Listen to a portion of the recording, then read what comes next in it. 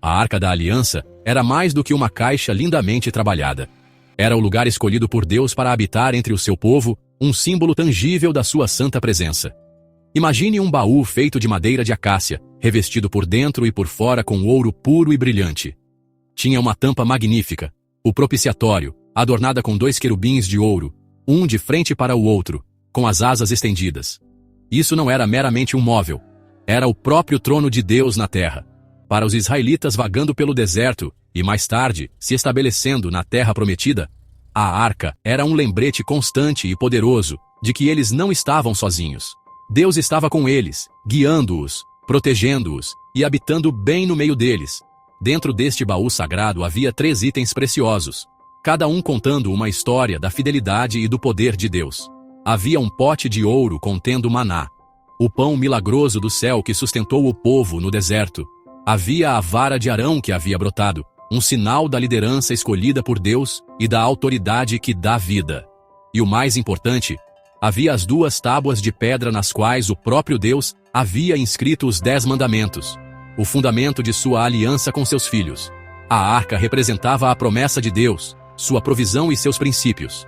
Era o coração da adoração deles, uma intersecção sagrada onde o céu tocava a terra, e estar perto dela era estar perto do poder e da glória admiráveis do Todo-Poderoso. A presença da arca trazia tanto reverência quanto vitória. Quando os israelitas a carregavam, muralhas caíam, como as poderosas muralhas de Jericó. Quando a seguiam, rios se abriam, assim como o rio Jordão, permitindo-lhes atravessar para sua nova casa. Sua presença exigia respeito e santidade. Tratá-la casualmente era desrespeitar o próprio Deus, uma lição aprendida com consequências solenes.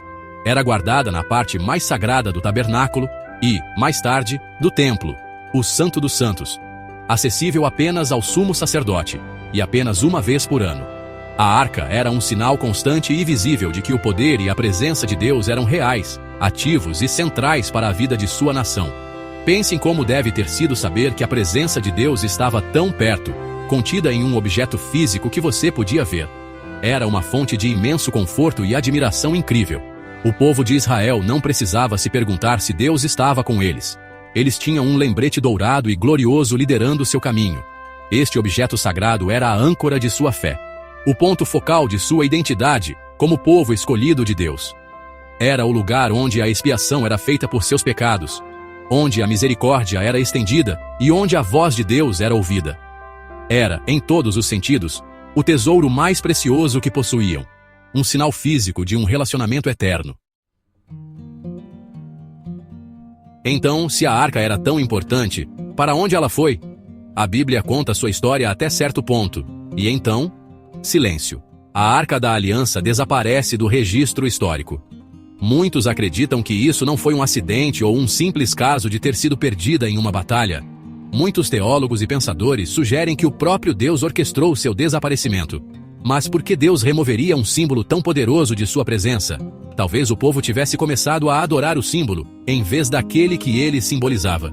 Eles podem ter começado a tratar a arca como um amuleto mágico, um talismã da sorte para vencer batalhas, em vez de um lembrete para confiar e obedecer ao Deus que lhes dava a vitória. Pense nisso. Às vezes, podemos nos apegar tanto aos nossos símbolos que esquecemos a realidade para a qual eles apontam. Os israelitas podem ter caído nessa armadilha. Eles poderiam ter acreditado que possuir a arca automaticamente garantia o favor de Deus, independentemente do estado de seus corações ou da sinceridade de sua obediência. Deus não quer ritual sem relacionamento. Ele deseja fé, não superstição. Ao remover a arca, Deus pode ter estado realizando uma espécie de cirurgia espiritual, cortando uma dependência de um objeto físico para ensinar seu povo a depender unicamente dele. Foi uma lição difícil e dolorosa, mas projetada para levá-los a uma fé mais profunda e madura, que não dependia de uma caixa dourada. Outra razão para o seu desaparecimento pode ter sido para protegê-la. A arca era a personificação da santidade. À medida que nações surgiam e caíam, e à medida que o próprio Israel enfrentava julgamento e exílio devido à sua desobediência, a cidade santa de Jerusalém estava destinada à destruição. A ideia do trono sagrado de Deus sendo capturado e profanado por um exército pagão, como os babilônios, era impensável. É possível que Deus tenha instruído um profeta fiel, talvez Jeremias, a esconder a arca em um lugar secreto, mantendo-a a salvo da profanação até um tempo de sua escolha. Este ato de escondê-la não seria um ato de abandono, mas um ato de preservação, protegendo o sagrado do profano. Em última análise, as razões por trás do desaparecimento da arca permanecem um mistério, uma questão sem resposta nas páginas da Escritura. Poderia ser que Deus quisesse mudar o foco de seu povo. Ele estava preparando-os para algo novo, uma nova aliança não escrita em tábuas de pedra, mas nas tábuas dos corações humanos. A presença física em uma caixa era uma sombra temporária de uma realidade maior que estava por vir. O desaparecimento da arca criou um vazio, um anseio e uma santa antecipação. Forçou o povo a olhar além do que podiam ver e a ouvir a voz de Deus de uma nova maneira, preparando-os para o dia em que sua presença habitaria, não em um templo feito por mãos, mas dentro do próprio povo. O desaparecimento da Arca da Aliança deve ter sido profundamente perturbador para o povo de Israel. O próprio centro de sua adoração, a prova tangível da presença de Deus, havia sumido. Como eles poderiam se conectar com Deus agora? Como saberiam que Ele ainda estava com eles? Essa perda profunda os forçou a um novo e desafiador capítulo em sua jornada espiritual. Eles tiveram que aprender a viver sem o sinal visível do qual dependiam por tanto tempo. Tiveram que fazer a transição de uma fé baseada na visão, ver a arca, para uma fé baseada na confiança, crer na presença invisível de Deus. Foi um chamado para amadurecer, para caminhar pela fé e não pela visão. Essa mudança foi uma lição crítica sobre o que realmente significa ter um relacionamento com Deus. A verdadeira fé não é sobre ter provas físicas ou sinais tangíveis bem à nossa frente. É sobre confiar no caráter de Deus, em suas promessas e em seu amor, mesmo quando não podemos ver a evidência. Os profetas daquela era, como Jeremias e Ezequiel, começaram a falar de um tipo diferente de presença divina. Eles falavam de um Deus que não estava confinado a um templo ou a uma caixa, mas que estava presente com seu povo, mesmo no exílio, longe de sua terra natal. Eles ensinaram que a lei de Deus poderia ser escrita em seus corações, e que a verdadeira adoração vinha de um espírito de arrependimento e devoção, não da proximidade de um objeto sagrado. Pense nisso como aprender a andar de bicicleta. No começo, você precisa de rodinhas. Elas lhe dão estabilidade e confiança. A arca era como essas rodinhas para a fé de Israel. Mas chega um momento em que as rodinhas devem sair para que você realmente aprenda a andar. É um pouco assustador no começo, e você pode cambalear, mas é a única maneira de experimentar a liberdade de se equilibrar sozinho. Ao remover a arca, Deus estava removendo as rodinhas. Ele estava convidando seu povo a confiar nele diretamente, a encontrar seu equilíbrio em suas promessas inabaláveis, em vez de em um baú de madeira e ouro. Este era um tipo de fé mais profundo, mais pessoal e mais resiliente. Essa lição é igualmente relevante para nós hoje. Não temos a Arca da Aliança, mas ainda podemos ser tentados a depositar nossa fé em coisas que podemos ver e tocar. Um edifício, um ritual, um líder, ou até mesmo um sentimento. A história da Arca Perdida nos lembra que nossa segurança não é encontrada nessas coisas. Nossa segurança é encontrada no próprio Deus. A ausência da arca criou um espaço para que uma nova compreensão crescesse. A presença de Deus não está limitada a um lugar ou a um objeto. Ele promete estar conosco sempre, em todo lugar.